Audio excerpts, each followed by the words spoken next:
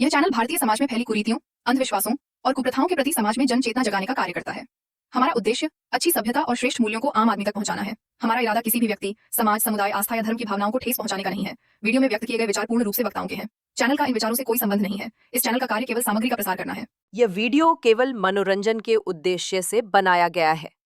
इस वीडियो में व्यक्त किए गए विचार, टिप्पणियां या दावे पूर्ण रूप से वक्ता के निजी विचार हैं।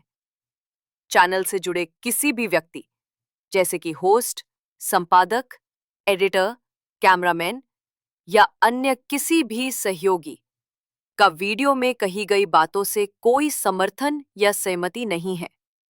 कृपया इस वीडियो को व्यक्तिगत राय के रूप में लें, न कि किसी आधिकारिक मत के रूप में। नमस्कार दोस्तों, बहुत बहुत स्वागत है आपका हमारे पॉडकास्ट पे, वॉइस ऑफ आर्या पे। आज हमारे साथ हैं बहुत ही बढ़िया गेस्ट, आचार्य योगेश जी। आचार्य जी, आपको बहुत बहुत नमस्ते। नमस्ते। आपको समय देने के लिए बहुत बहुत धन्यवाद।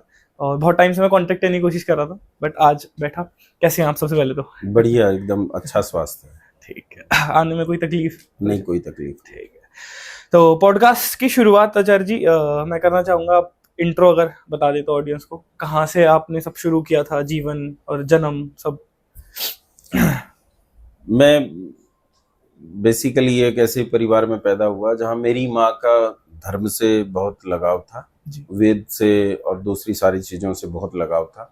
वो बहुत अच्छी विदुषी थी और संस्कृत मेरी माँ की बहुत अच्छी थी, व्याकरण मेरी माँ का बहुत अच्छा था, दर्शन पे उनकी अच्छी पकड़ थी। तो मैं मेरी माँ से अपने जीवन की शुरुआत मानता हूँ। बाकी नॉर्मल स्कूलिंग एजुकेशन से मैंने, जैसे सब लोग कॉलेज से ग्रेजुएशन करते हैं, वैसे मैंने भी ग्रेजुएशन किया। बाद में मैं गुरुकुलों के संपर्क में आया और गुरुकुलों के संपर्क में आके फिर कुछ संगठनों के माध्यम से मैंने समाज में काम करना शुरू किया।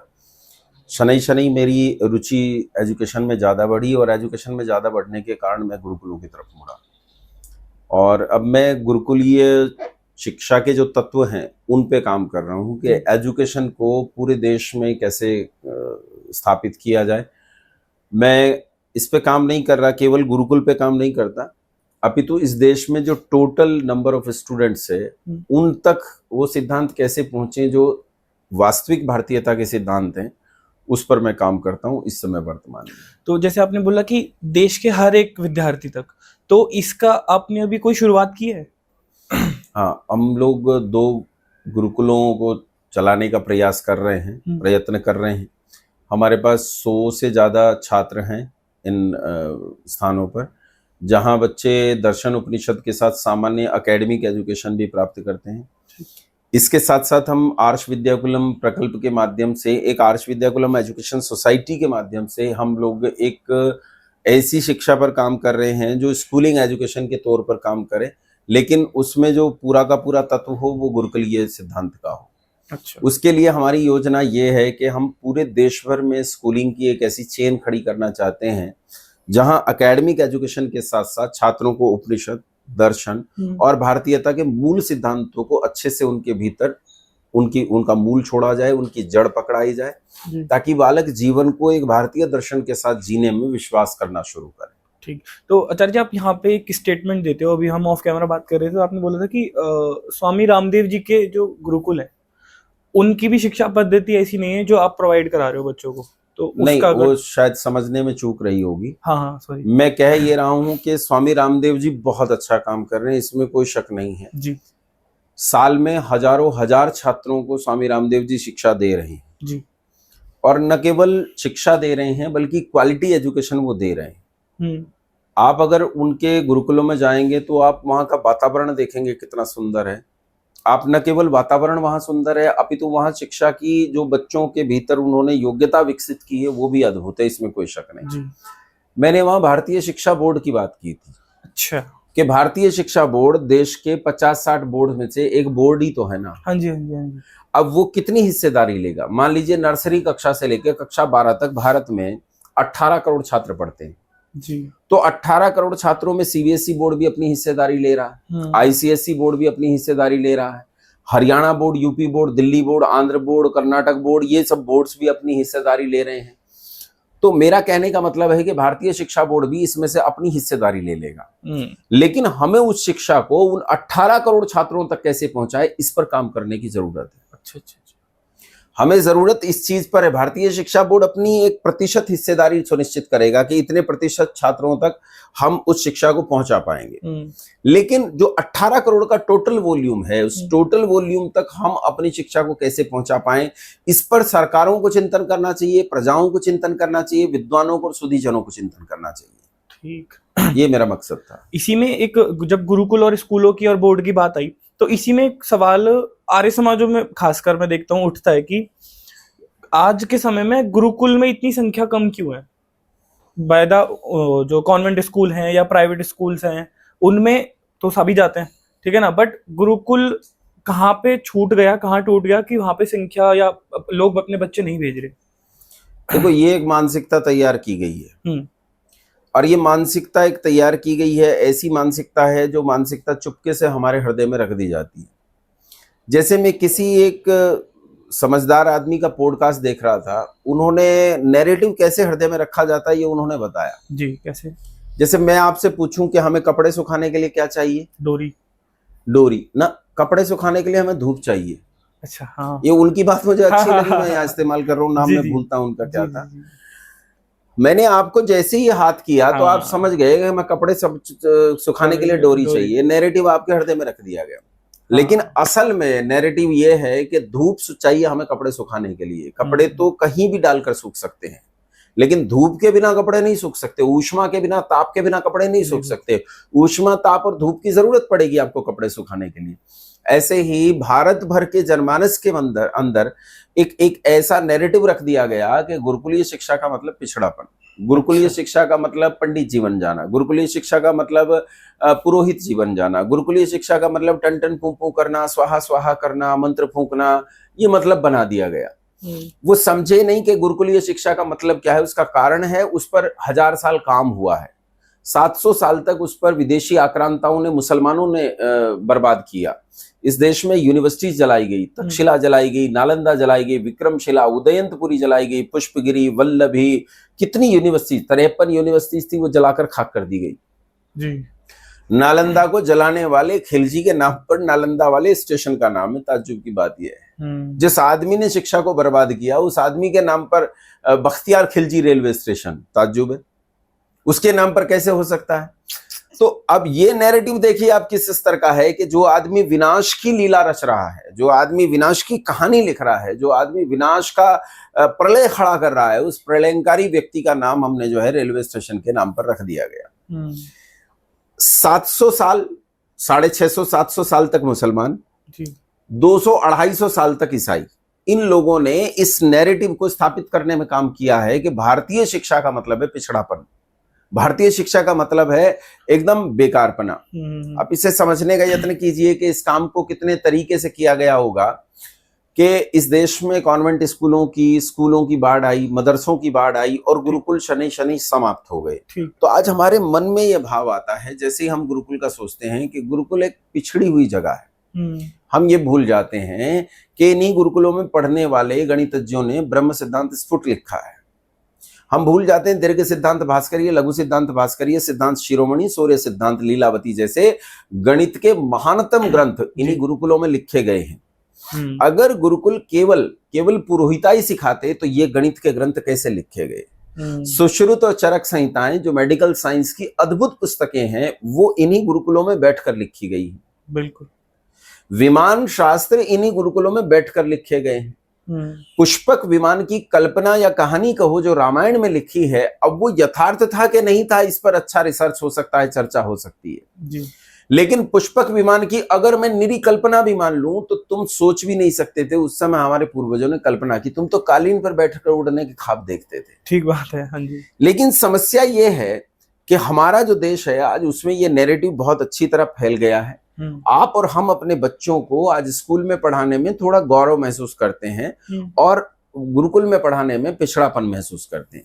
हम ये भूल जाते हैं कि जब भगवान श्री राम ने भारत से लंका के बीच में पुल खड़ा किया होगा तो उसमें सिविल इंजीनियरिंग का उपयोग हुआ होगा, मैकेनिकल इंजीनियरिंग का उपयोग हुआ होगा, उसमें जियोलॉजी का उपयोग हुआ होगा, उसमें ओशन साइंस का प्रयोग हुआ होगा। बिना इन टेक्नोलॉजीज को जाने वो पुल नहीं बन सकता था। अगर टेक्नोलॉजी वहां उपस्थित है, अगर टेक्नोलॉजी 1000 साल पहले भास्कराचार्य के सिद्धांत में उपस्थित है, अगर भास्कराचार्य गुरुत्वाकर्षण के सिद्धांत को यथावत मान सहित दशमलव के 16 अंकों तक बता सकते हैं, अगर इस देश का गणित दुनिया में सबसे पहली प्राकृतिक संख्याएं दुनिया के सामने रख सकता है, अगर आर्यभट्ट पाई का मान 22/7 और 3 दशमलव समथिंग जो करके होता है, वो दोनों मान आर्यभट्ट प्रथम आर्यभट्ट द्वितीय ने दिए, तो इसका मतलब यह है कि गुरुकुलों ने उच्चतम स्थितियां प्राप्त की। लेकिन आज परिस्थिति यह है कि हम गुरुकुलों को उस दृष्टि से देखते नहीं। हमारी गुरुकुलों को वो देखने की दृष्टि समाप्त हो गई और इससे गुरुकुल अव्यवहारिक हो गए। अव्यवहारिक होने से लोगों का उनकी तरफ जाना बंद हो गया। यही कारण है, मुख्य कारण है नैरेटिव। बात करते हुए आपने बीच में राम सेतु की जिक्र आया था, उसमें बहुत ज्यादा लोग कंफ्यूज रहते हैं, और मैं भी कहीं ना कहीं हूँ कि जो कहानी है कि पत्थर पे राम लिखा और फिर वो तैर गया, तो इससे थोड़ा अगर आप यहाँ पे इस पे बोलना चाहो तो, कि ऐसा था नहीं था। भाई एक एक पत्थर के चिन्हने में श्री राम जी का बुद्धि लगी थी, इसके बिना सेतु नहीं बन सकता। यही तो मतलब है। हाँ यही मतलब है। बट श्री राम ने एक एक पत्थर को स्वयं खड़े होकर देखा। वो ऐसा नहीं था किसी मॉनिटरिंग रूम में बैठकर पुल बनवा रहे थे, वो उस कार्यस्थली में खड़े थे। जब उन्होंने इंजीनियर्स के लिए इश्तिहार दिए होंगे, विज्ञापन निकलवाए होंगे, इंजीनियर्स आए होंगे, साइंटिस्ट आए होंगे, तो वो उनके भरोसे छोड़कर अपने कार्यालय में जाकर नहीं बैठ गए, वो वहां खड़े थे। एक एक पत्थर उनसे पूछ कर रखा जा रहा था और इस तरह पुल का निर्माण हुआ। तो श्री राम के नाम से पत्थर तैरे, इसमें क्या दोष है? यही बात है। ठीक, इसमें हमने बात करी थी विमान शास्त्र की, तो विमान शास्त्र मतलब बोलते हैं कि कुछ चीजें उसमें से गायब हैं या उसमें कहानियां हैं, सिर्फ ऐसा भ्रांति है, तो उसको अगर आप ठीक करें। नहीं, कहानियां नहीं है, उसमें बाकायदा विमान बनाने के चित्र दिए गए हैं, उसमें बाकायदा विमान विद्या का पूरा विश्लेषण है, उसमें फ्यूल्स का बताया गया है कि इसमें ईंधन कौन कौन सा उपयोग हो सकता है। वहां जैसे आज लिक्विड हाइड्रोजन या हाइड्रोजन जैसे ईंधन का उपयोग किया जाता है, तो उस समय उन्होंने ऐसे ईंधन का उपयोग किया है, जैसे उन्होंने सौर ऊर्जा का भी उपयोग किया है। वायु को कैसे ईंधन के रूप में प्रयोग किया जा सकता है, जल को कैसे ईंधन के रूप में प्रयोग किया जा सकता है, और जैसे पारा है और माफ कीजिए, सोना और बुभुक्षित पारा, इन दोनों को मिलाकर फ्यूल तैयार किया जा सकता है और उस पर उड़ाया जा सकता है। ये सब चर्चाएं वहां मौजूद हैं। जो कहानियां कहते हैं उन्होंने विमान शास्त्र के दर्शन नहीं किए। ठीक, विमान शास्त्र और रामायण की बात हो रही है, तो इसमें रामायण में शिव का बहुत एक अलग रोल है, महत्व है बोलते हैं। तो मैं आजकल के बच्चों के लिए ये जानना चाहूंगा, मेरे को खुद भी जानना है कि एक्चुअल में शिव थे कौन? देखो, शिव समाधि का प्रतीक है, शिव उपासना का प्रतीक है जी, शिव योग का प्रतीक है, शिव समाधि की उन अवस्थाओं का प्रतीक है जहां लौकिकता समाप्त हो जाती है और अलौकिकता प्रारंभ होती है। अगर आजकल की जनरेशन को शिव से कुछ सीखना है तो उपासना सीखनी चाहिए, उन्हें उनसे दृढ़ता सीखनी चाहिए, उन्हें उनसे योग सीखना चाहिए, उन्हें शिव से न्याय और अन्याय के बीच में विवेक सीखना चाहिए। उन्हें सीखना चाहिए कि शिव समाधि को प्राप्त करने के लिए कितने लालायित हैं कि उन्होंने संसार को त्याग दिया है। संसार उनके लिए तुच्छ है, संसार की कोई योग्यता उनके सामने नहीं है। शिव को इस रूप में मानेंगे तो कल्याण होगा। और इसमें जोड़ते हैं कि वो जहर गले में रोक लिया था और जटाओं से गंगा निकल गई थी।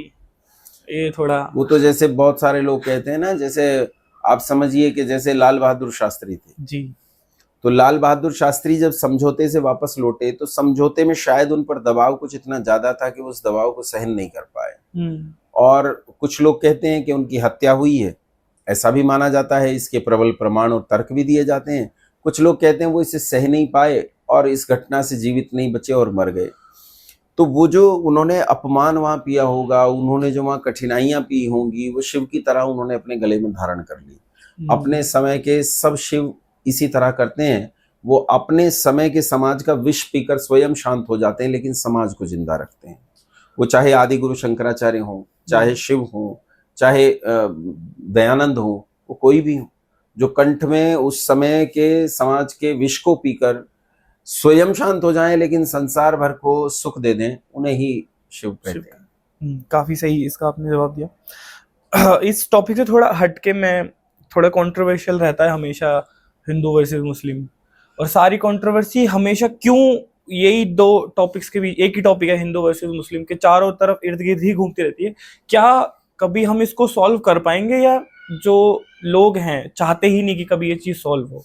देखो, जब तक एक मत अपने दिमाग में ये बात रखेगा कि वो दो वर्ग बना के रखता है कि ये वर्ग जो है वो तो ईश्वर का प्रिय वर्ग है और दूसरा जो है वो ईश्वर को अप्रिय है, और प्रिय वर्ग का कर्तव्य है कि वो दूसरों की हत्याएं कर दे, जब तक ये मानसिकता रहेगी तो ये विवाद तो खत्म नहीं हो सकता। ठीक है। अब कुछ लोग मानते हैं हम मोमिन हैं और काफिर जो है वाजिबुल कत्ल है। उनकी थियरी यही है, उनकी फिलॉसफी यही है, उनका स्पिरिचुअलिज्म यही है, उनका सोशलिज्म यही है उनका। और ऐसा हर व्यक्ति जो ये मानता है कि काफिर कत्ल करने के लायक है या काफिर को खत्म कर देना चाहिए या काफिर दोयम दर्जे का नागरिक है, ऐसा हर आदमी आतंकवादी है। इसलिए ऐसे समाज के संबंध में मैं कहता हूं कि एक भी व्यक्ति को मैं अच्छा नहीं मानता, वो 100% आतंकवादी है। मतलब उसमें यह नहीं कि अच्छे और बुरे नहीं होते हैं, वो तो आतंकवादी होते हैं। और देखो, आतंकवादी का और सज्जन का विवाद तो शाश्वत है, इसे रोका नहीं जा सकता, ये नित्य है। दुर्जनता और सज्जनता की लड़ाई हमेशा होती रहेगी। जहां जहां संसार में सज्जनता है वो दुर्जनता के खिलाफ खड़ी रहेगी। अब विचार करना चाहिए, हिंदू मुस्लिम विवाद में ऐसे कौन हैं जो ये मानते हैं कि दूसरे लोग काफिर हैं, उनकी हत्या कर देनी चाहिए? ऐसे जितने लोग हैं वो सारे के सारे आतंकवादी हैं। उन सब आतंकवादियों को तो सरकार के द्वारा दंडित किया जाना चाहिए। ऐसी किताबें जिनमें ये बताया गया हो कि ये काफिर है, ये मोमिन है, उन सब पर कार्रवाई होनी चाहिए। उन सबको सरकार के नियमों के अंतर्गत बंद करके खत्म करना चाहिए। तो ये तो पक्का है, ये शाश्वत रहेगा, ये सनातन है। काफी जिस तरह से आपकी शैली रहती है बोलने की, तो ऑन कैमरा अलग होता है, कई बार ऑफ कैमरा जब हमें पता नहीं है तो पेस थोड़ा ऊपर चला जाता है। तो कभी ऐसा फेस किया है आपने कि धमकियां या मारने का कुछ इससे जुड़ी कोई कहानी है? ऐसा वीर तो अब तक मुझे मिला नहीं जिसने नाम लेकर धमकी दी हो कि मैं ये आदमी हूँ, अच्छा। यहाँ रहता हूँ और मेरी पहचान ये है। इस आइडेंटिटी के साथ तो किसी ने धमकी नहीं दी है। अच्छा। लेकिन हाँ, फोन पर धमकियां आ जाती हैं। सामान्यतः धमकी, गाली गलौच होता है, धमकियां कम होती हैं। गाली गलौच वो माँ बहन की रिश्तेदारियां याद कराते हैं हमें, और वो रिश्तेदार वो ज्यादा मैं सुनता नहीं हूँ। अननोन नंबर उठाता नहीं हूँ, जिसका नाम मेरे फोन में दर्ज नहीं हो कम ही उठाता हूँ। उठा भी लेता हूँ तो गालियां खूब आती हैं, इसमें कोई शक नहीं है। अलग अलग प्रदेशों से वीडियो उठा के बिना मतलब के मुकदमे भी दर्ज किए जाते हैं, वो भी सब चलता रहता है। तो अभी मतलब केस चल रहे हैं आपके? हाँ, तो चलते ही खूब है, थोड़े बहुत नहीं है, गिनती कोई आइडिया? चलते रहते हैं ना, है बताइए। अच्छा, हाँ बता, ठीक है। तो आप मतलब मेंटली एक तरफ आप संगठन का कार्य कर रहे हैं, एक तरफ गुरुकुल भी है, और पूरी भारत में ही आप, भारत में विदेशों में भी जाना आना लगा ही रहता है, डेली कहीं ना कहीं नया शेड्यूल है। तो अब इस सब के बीच में आप इन चीजों से कैसे डील करते हैं? नहीं, ये चीजें तो सामान्य चीजें हैं, ये तो जीवनचर्या है। इसमें अगर आदमी परेशान होगा कि ये क्यों हो गया, वो क्यों हो गया, तो नहीं जी सकता। आप कल्पना करके देखिए, मेरा जो एक स्थान है चरथावल, उसमें चारों तरफ ये 80 से 90% के आसपास हैं। अच्छा। आतंकवादी जो हैं वो 80 से 90% हैं। ये जिहादी वहां भरे पड़े हैं और ये जिहादी खूब खिलाफ है, इसमें कोई शक नहीं है। तो अगर मैं ये सोचने लगूं हाय मैं मर जाऊंगा, हाय ये हो जाएगा, इससे कुछ होता नहीं है। इससे आप अपनी कार्यबाधा उत्पन्न करेंगे, अपने कार्य को रोकेंगे, काम हो नहीं पाएगा। इसमें मैं ऐसे लोगों को सोच लेता हूं जैसे यति नरसिम्हानंद जी हैं जी। अब ऐसे लोग जब काम कर रहे हैं, ना जीवन की परवाह है, न किसी मान की परवाह है, और काम कर रहे हैं, जीने मरने की परवाह नहीं। उनके मेरे सिद्धांत अलग अलग हो सकते हैं, उनके मेरे दार्शनिक सिद्धांत अलग हो सकते हैं, उनका मेरा स्पिरिचुअलिज्म अलग हो सकता है, लेकिन उनकी वीरता यदि देखिए तो वीर्य प्रबल मात्रा में है, डर नहीं। ऐसा उदात्त वीरत्व का व्यक्ति दूसरा कम देखने में आता है, और ऐसे वीर हैं भारत में अभी बड़ी मात्रा में हैं। उन्हें देखकर अपना साहस बढ़ा लेते हैं, मजे में काम करते हैं, कोई दिक्कत नहीं। हाँ, ऐसे भी लोग हैं समाज में जो मुझे धमकी आ गई, मेरे ऊपर मुकदमा हो गया, उसका नाटक करते हैं, उसके लिए वो उनके धन इकट्ठा करने की पॉलिसीज हो सकती हैं। अच्छा। वो उनके अपने सहानुभूति बटोरने के तरीके हो सकते हैं, लेकिन ये काम करने का तरीका तो बिल्कुल नहीं है, काम नहीं होता ऐसे। कभी इन सारी चीजों के चक्कर में कंट्रोवर्सीज के चलते कभी सरकारी दबाव? नहीं, सरकारी दबाव तो कभी नहीं। थानों में कुछ समस्याएं हो जाती हैं, अलग अलग मानसिकता के अधिकारी मिल जाते हैं तो वो अलग तरह का व्यवहार भी करते हैं। अच्छा। वो हो जाता है कई बार। एक बार एक छोटी सी बच्ची 6-7 साल की बच्ची थी, उसके साथ रेप हुआ। अच्छा। तो कुछ ग्रामीण लोग थे तो उन्होंने मुझे कहा कि आप चलिए साथ में, तो एसएसपी साहब के यहाँ चले गए। एसएसपी साहब जो है वो कागज तो थे उनके पास, डिग्री तो थी, यूपीएससी का एग्जाम पास किया होगा, लेकिन शिक्षित नहीं थे।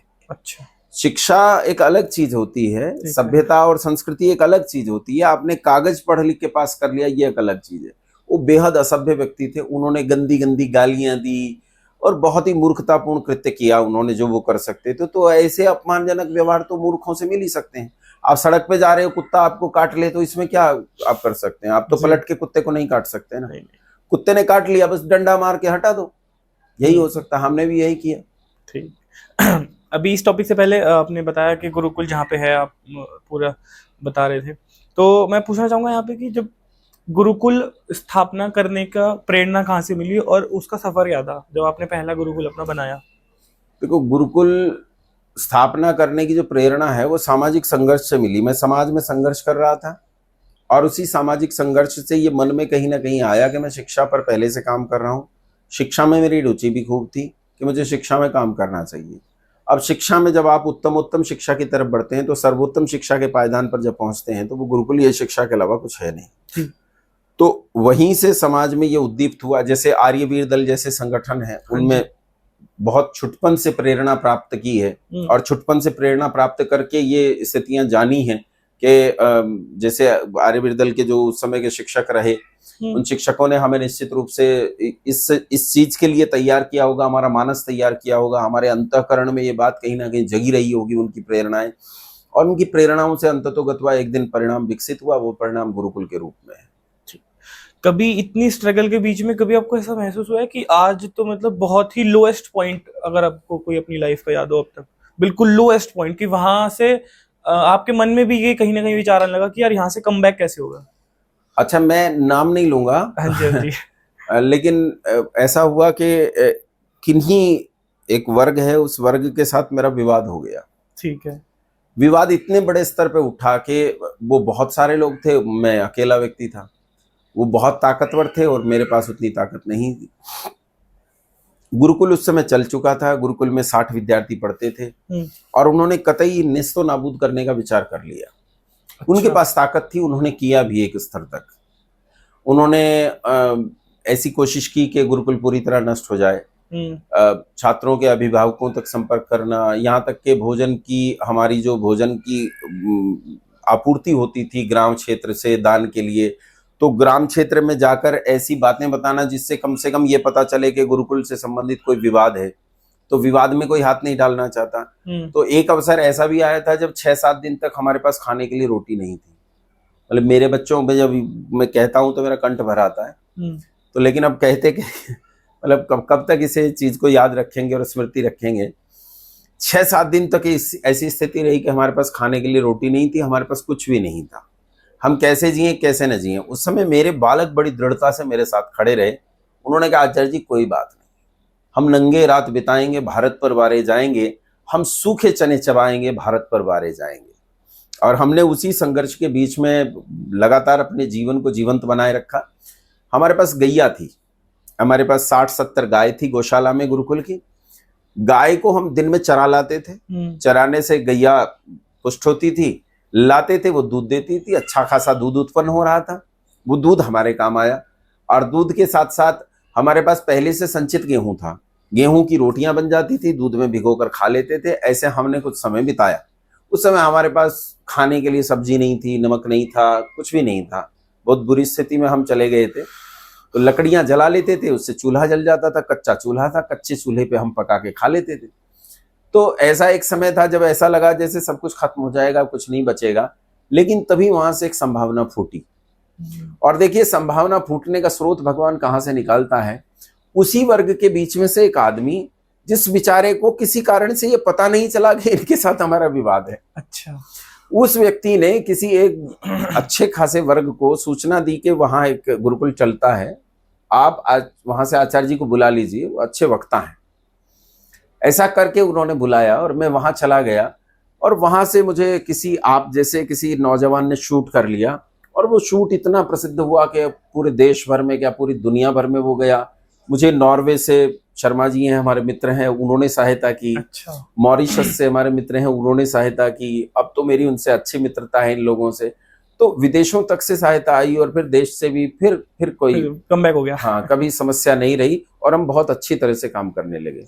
आज हमारे इस समय वर्तमान में एक चरथावल में एक प्रकल्प चलता है, एक बढ़ेड़ी में चलता है, एक बढ़ेड़ी में ही हमने एक गुरुकुल बाल वाटिका और स्थापित की है, उसमें हम काम कर रहे हैं। अभी हम 5 नए विद्यालय स्थापित करने की तरफ बढ़ रहे हैं।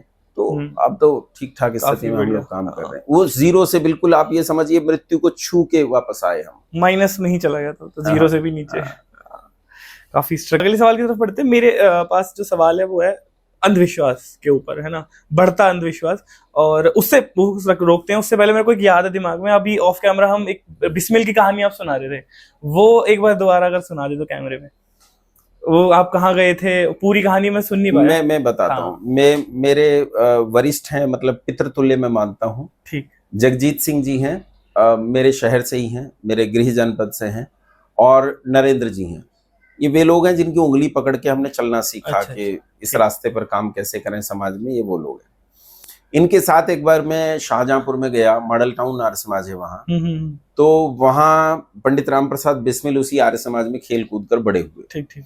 इसी आर्य समाज में कुछ तनिक विवाद हो जाने पर वो बाहर आए और आर्य कुमार सभा बनाकर उन्होंने खेलना कूदना, बच्चों को जोड़ना प्रारंभ किया। और वहां से वो एक बड़ा संगठन बनाने की तरफ बढ़े, जहां उन्होंने हिंदुस्तान सोशलिस्ट रिपब्लिकन आर्मी का गठन किया और देश के लिए सबसे बड़ा क्रांतिकारी संगठन उन्होंने पैदा किया, जिसमें चंद्रशेखर आजाद, भगत सिंह, राजेंद्रनाथ लाहिड़ी, ठाकुर रोशन लाल, यहाँ तक कि एक मुसलमान अशफाकुल्ला खान भी शामिल हुए। अच्छा। और राजगुरु, सुखदेव, कितने सारे लोग हैं, ये सब लोग उसमें शामिल हुए।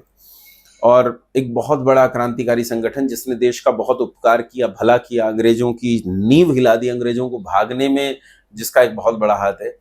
ऐसे क्रांतिकारी को हमने बचपन से पढ़ा और हमारे जीवन में उसका बड़ा उल्लेख है। अपनी माँ से मैंने पंडित राम प्रसाद बिस्मिल की बहुत कहानियां सुनी, तो हृदय में उनके प्रति एक बहुत ज्यादा आदर का भाव था। पता चला कि जिस आर्य समाज में हम आए हैं, ये मॉडल टाउन आर्य समाज, ये पंडित राम प्रसाद बिस्मिल वाला आर्य समाज है जिसमें वो आया करते थे। अच्छा।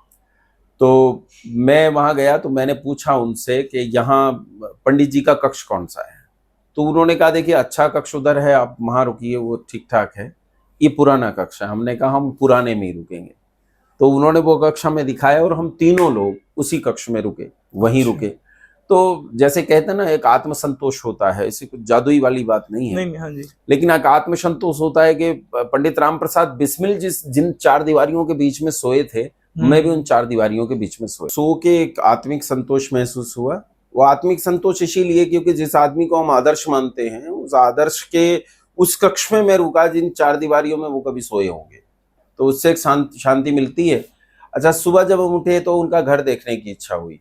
तो वहीं आर्य समाज के कार्यकर्ता थे जो हमें लेके गए उनके घर पे। घर गलियों के बीच में जाके है और एक पुरानी सी जगह पे एक छोटा सा घर है जो बहुत खंडहर की अवस्था में है।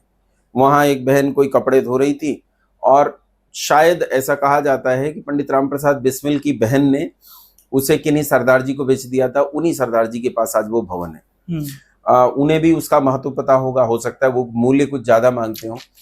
लेकिन मैं तो ये कहता हूँ सरकारों को उसे मुंह मांगी दाम पर खरीदना चाहिए और वहां अच्छा खासा स्मारक पंडित राम प्रसाद बिस्मिल का बनाना चाहिए। भगत सिंह ने एक बात कही थी कि शहीदों की चिताओं पर लगेंगे हर बरस मेले, वतन पर मिटने वालों का यही बाकी निशान होगा। हम ये भी नहीं कर पा रहे हैं। बिस्मिल के भवन को नहीं खरीद पा रहे हैं, स्मारक नहीं बना पा रहे हैं, बिस्मिल के भवन को वो स्थान नहीं दे पा रहे हैं। नेता अपनी अपनी रोटियां सेकने में लगे हैं, अपनी अपनी टोपियों में सितारे टांकने में लगे हैं, लेकिन बिस्मिल का भवन आज भी खंडहर है, आज भी वो धूल फांकता है। मैं तो धनी सज्जनों से कहना चाहता हूं जिनके पास अच्छा खासा धन है कि वो प्रयास करें और पंडित राम प्रसाद बिस्मिल के भवन को खरीद कर, जिस कीमत पर वो मिले, आपके पास पैसा है, आप खरीदिए और इस भवन को एक अच्छे स्मारक के रूप में तैयार कीजिए, ताकि आने वाली पीढ़ियां देश में इस व्यक्तित्व से देश प्रेम की प्रेरणा प्राप्त कर सकें, अपने लिए मार्गदर्शन प्राप्त कर सकें। काफी अच्छी प्रेरणा आप दे रहे हैं समाज को। इस बात से पहले जो क्वेश्चन था मेरा बढ़ते अंधविश्वास के ऊपर, उसमें मैं अपनी तरफ से ऐड करना चाहूंगा कि आजकल लोगों को आप कितना ही समझाओ, लेकिन फिर भी वो नहीं मानते हैं गंगा यमुना में कुछ फेंकने से। या आजकल हम पहले बोलते थे कि जो हमारे माता पिता वाली एज की ग्रुप है वो ग्रुप ही ज्यादा अंधविश्वास की तरफ है, लेकिन अब मैं देखता हूँ ना यूथ को, तो वो भी कम पीछे नहीं है, वो भी बहुत अंधविश्वास की तरफ जाए जा रहे हैं। कि देखो, इस पीढ़ी का अंधविश्वास अगली पीढ़ी की परंपरा बन जाता है। जो जिसे कहें हम ब्लाइंड बिलीफ्स हैं, जो इस पीढ़ी के अंधविश्वास हैं, वो अगली पीढ़ी की प्रेरणा और ट्रेडिशन, परंपरा बन जाते हैं। और परंपराएं तो तोड़ी नहीं जा सकती, परंपराएं तो यूं ही बहती हैं। बस इसी तरह हर पीढ़ी में अंधविश्वास बढ़ता है। यमुना और गंगा, जिन्हें हम मैया कहते हैं, उनमें गंदगी फैलाना, इससे बड़ा पाप भला और क्या हो सकता है। सारे औद्योगिक नाले उनमें खुले हुए हैं, सारी फैक्ट्रियां उनमें खुली हुई हैं, ये सरकार द्वारा पोषित हैं। सरकार साफ साफ देखती है कि गंदगी वहां डाली जा रही है। वाटर ट्रीटमेंट प्लांट्स अपने पास उद्योगों के नहीं है, कानून बनाने के बाद उनका इम्प्लीमेंटेशन ठीक नहीं होता है। सारी गंदगी नदियों में डालकर उन्हें दूषित किया जा रहा है। हम भी अपने घरों की गंदगी, कूड़ा इकट्ठा करके, कागज पन्नी इकट्ठा करके, राख इकट्ठा करके, अस्थियां इकट्ठा करके नदियों में फेंक के आते हैं। ये सिविक सेंस का अभाव है, हम लोगों में नागरिकता का अभाव है कि हम अच्छे नागरिक नहीं हैं। जल जंगल जमीन, इन्हें नष्ट कर दोगे, तुम्हारे पास बचेगा क्या, जियोगे कहाँ। तो ये तो समझने की जरूरत है। शिक्षा का विषय है, सरकारों को शिक्षा पर काम करना चाहिए। हम लोग उस पर काम कर रहे हैं। सरकारों से भी आग्रह करेंगे कि वो शिक्षा में शामिल करें इस चीज को और बालकों को इसे अच्छे से सिखाएं। खत्म करने से पहले मैं पूछना चाहूंगा, अगर आप कोई अपनी बुक बताना चाहें पढ़ने के लिए ऑडियंस को। वैसे तो मैं कुछ 3 पुस्तकें मैं अपनी लिख रहा हूँ। अच्छा। लेकिन वो अभी प्रकाशित नहीं हुई हैं। प्रकाशित हो जाए तब उनका उल्लेख करना ज्यादा अच्छा है। इससे पहले मैं एक प्रेरणा करूंगा, जैसे आपने नाम लिया, पंडित राम प्रसाद बिस्मिल ने 19 दिसंबर को फांसी हुई थी, 16 दिसंबर को आत्मकथा लिखी थी। अच्छा। उनकी आत्मकथा जरूर पढ़ें। ठीक। पंडित राम प्रसाद बिस्मिल की आत्मकथा के साथ साथ ऋग्वेदादि भाष्य भूमिका एक पुस्तक है। इस नाम से 2 पुस्तकें हैं। एक पुस्तक आचार्य सायण नाम के विद्वान ने लिखी है, एक स्वामी दयानंद सरस्वती ने लिखी है। तो मैं युवकों से कहूंगा कि वो स्वामी दयानंद सरस्वती रचित ऋग्वेदादि भाष्य भूमिका को जरूर पढ़ें। उन्हें अपने धर्म के प्रति, अपने स्पिरिचुअलिज्म के प्रति एक नई प्रकार की चेतना, एक नई दृष्टि का अवसर प्राप्त होगा। ठीक है। और आप यूथ के लिए कोई जगह बताना चाहें घूमने के लिए? यूथ के लिए घूमने के लिए जगह, हाँ, तो उन्हें निश्चित रूप से पर्यटन करना चाहिए, पूरे देश में जाना चाहिए। और मैं ये बिल्कुल नहीं कहूंगा कि किसी एक निश्चित जगह पर आप जाएं, वहां पर्यटन करें। मैं कहता हूं अपने देश में जाओ और जिसे तुम भारत माता कहते हो, उस माता के पूरे आंचल में फैल कर देखो कि उसकी माँ का आंचल कहाँ से फटा है, पैबंद कहाँ लगी है, माँ की गोद में कहाँ से आतंकवादी चढ़ बैठे हैं, घुसपैठिए चढ़ बैठे हैं, कहाँ अपनी माँ के स्थल ऐसे हैं जो संसार में ऐसे सुंदर स्थल नहीं है। उन सारी रमणीयता को, अपनी माँ की सारी पीड़ा को, अपनी माँ के सारे कष्टों को, अपनी माँ के सारे रोग को, अपनी माँ के सारे वैभव को, उस सब को देखने का प्रयत्न करें, ताकि वैभव को अंगीकार करके, इस मूर्खता को तिरस्कार करके आतंकवाद और इस जिहाद को इस देश से खत्म किया जाए और देश को बचाने का प्रयास किया जाए। जी, लास्ट में मैं हर किसी, कोई भी गेस्ट होता है उनसे पूछता हूँ कि अगर आप मुझसे कुछ पूछना चाहें या कहना चाहें तो आप कैसे? आप युवक हैं, आप में ऊर्जा बहुत है जी, तो ऐसा तो मैं कुछ सोच के बैठा नहीं था कि मैं आपसे कुछ पूछूंगा, तो प्रश्न तो मेरे दिमाग में नहीं है जी। लेकिन मैं तो आपसे यही कहूंगा कि आप जो काम कर रहे हैं बहुत बढ़िया काम कर रहे हैं।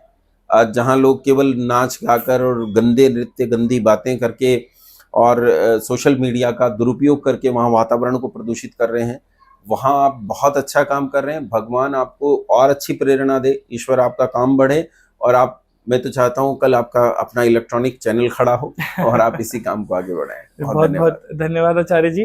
कभी समय मिला तो फिर बैठेंगे। आपके दर्शकों को भी नमस्ते। आपको नमस्ते।